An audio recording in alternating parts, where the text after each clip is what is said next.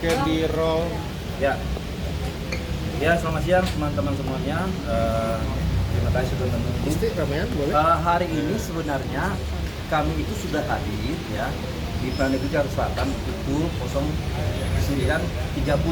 Nah, kami sudah antri. Ini kan gedung baru, sehingga kami perlu menyesuaikan. Nah, ternyata ruang absensi itu kan di depan. Kami sudah antri, kemudian kami mau absen. Kami cek bahwa ternyata kuasa hukum para tergugat sudah absen. Nah, berhubung saksi kami yang kami mau hadirkan dalam perjalanan, ya, kami sampaikan ke petugas, kami perlu absen apa tidak? Nah, disampaikan petugas, tidak usah bang, yang penting abang sudah hadir di sini, ya. Nanti saya informasikan ke dalam, abang kan nunggu saksi. Nah, itulah kenapa kami tidak melakukan absen, menunggu saksi. Nah, kemudian saksi kami tiba sekitar 10 berapa? 10.30 ya kan? Nah, ketika kami masuk dalam ruang sidang, kami kaget. Media-media menyampaikan bahwa sidangnya sudah selesai tuh. Ini kan nggak fair, gimana? Kita ini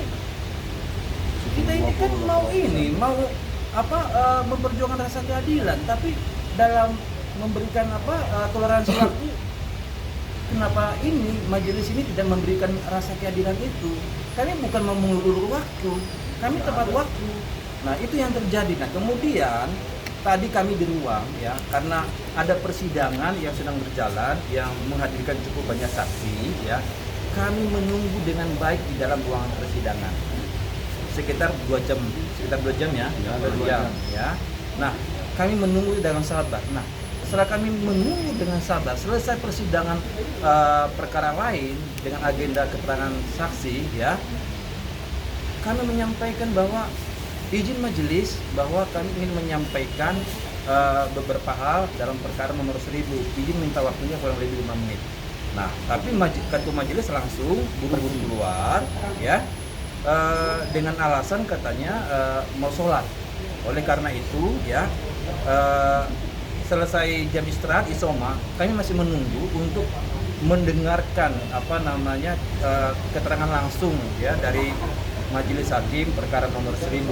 Dan kami berharap ya jangan begitulah, kasih kami waktu sehingga kami bisa menyampaikan, para saksi kami menyampaikan keterangannya sesuai dengan alat bukti yang sudah kami hadirkan untuk mendukung posita dan penjudul kami dalam gugatan.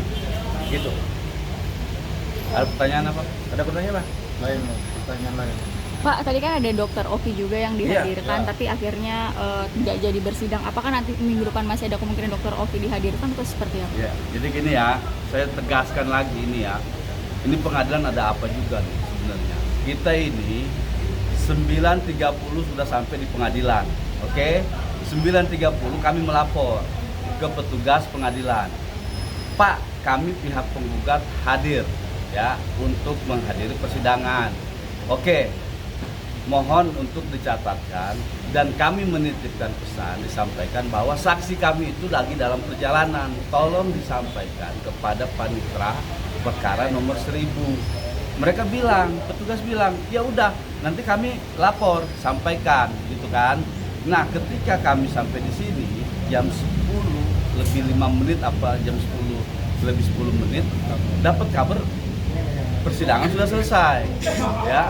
Nah, ini ada apa gitu loh, ya. Satu, ya, kalau kita pakai alasan bahwa harus on time, kemarin juga pihak tergugat datang tidak on time, tetap ditunggu di persidangan. Ini hari ini banyak yang protes karena banyak yang ditinggal sidang. Padahal itu cuma spare waktu sedikit aja gitu. Apalagi kami dalam konteks ini tidak pernah terlambat. Tidak terlambat ya, kami di sini tidak terlambat. Oke, yang kedua terkait dengan pertanyaan tadi itu Oki sama yang lain-lain itu kami hadirkan untuk menjadi saksi di sini. Itulah kenapa kami bilang ini orang-orang saksi ini kan ada kerjaan pagi, ya.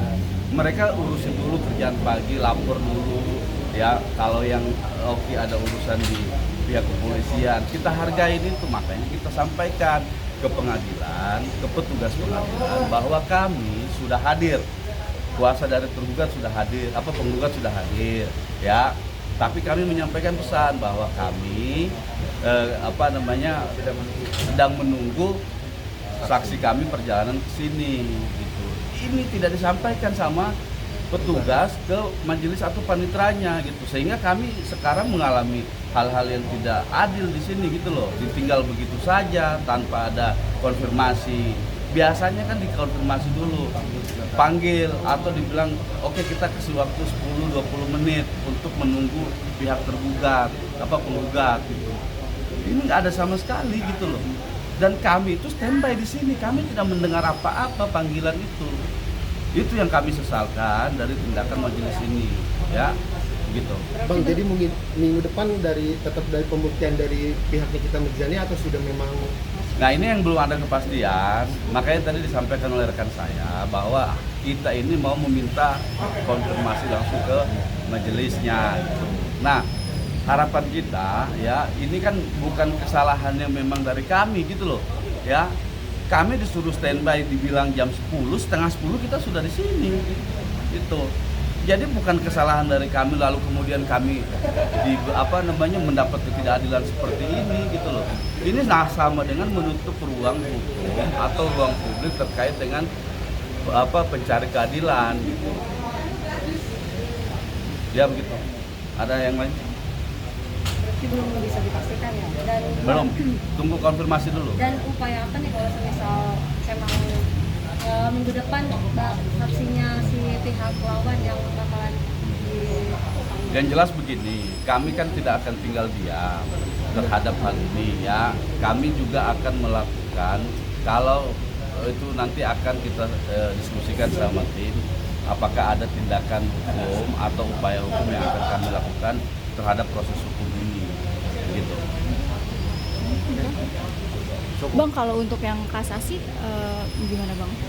Kasasi kan sudah putus, cuman kita belum dapat putusannya. Belum dapat Belum putusan. tahu apa isi pertimbangannya, belum tahu apa yang disampaikan oleh hakim kasasi dalam putusan itu, ya. Jadi belum bisa berstatement banyak sih. Tapi teman-teman media kan tahu kasasi ditolak, kasasi jaksa ditolak, kasasi Nikita dan Mail ditolak. Gitu.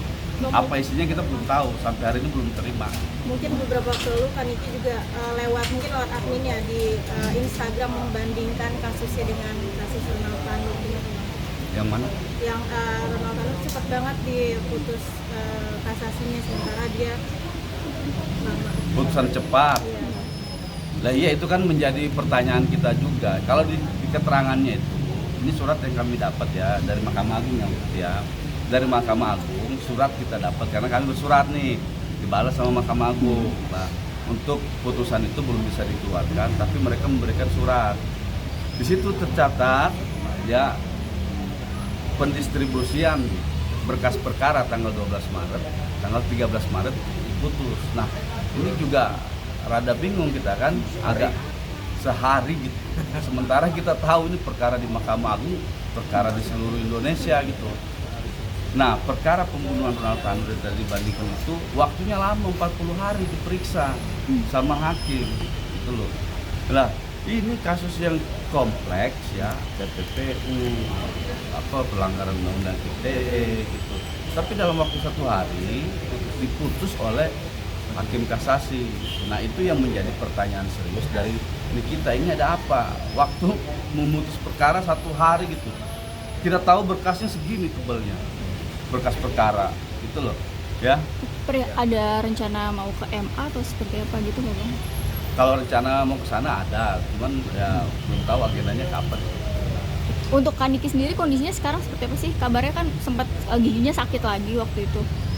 Kondisinya waktu itu memang sakit, beliau sakit, dan terakhir itu sempat kami mendampingi untuk dibawa ke rumah sakit, ya, rumah sakit. Nah, setelah itu agak membaik, kemudian lagi agak kondisinya ngedrop lagi sekarang. Tapi kondisinya ngedrop, apa yang dirasa sama Kaniki? Nggak tahu saya, perasaannya Niki itu apa saya nggak tahu. nggak mungkin keluhannya atau Sakitnya apa, apa? kan bilang tadi nggak drop.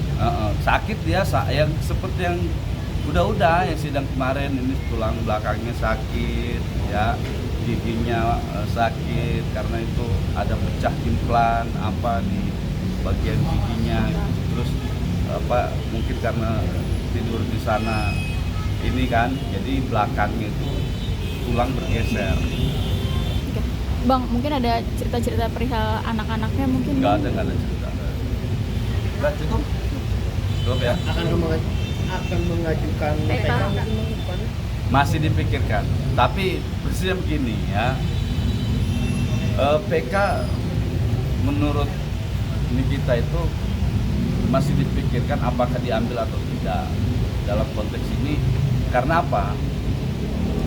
Kita tahu bersama bahwa di persidangan sebelumnya di pengadilan ini mungkin kurang terang apa sih gitu. Jadi keadilan ini seolah-olah memang susah dicari lah ya buat kita ini. Fakta persidangan menunjukkan adanya serangkaian peristiwa hukum terkait hubungan hukum keperdataan ya. Lalu kemudian kita tahu bersama di persidangan itu diakui bahwa itu adalah sebuah kesepakatan oleh RG dan suaminya. Nah, ini kan fakta sudah seterang ini ya, tapi masih dibuat kabur aja ini sama pengadilan mahkamah. Ya, gitu. Nah, makanya masih dalam proses dipikirkan.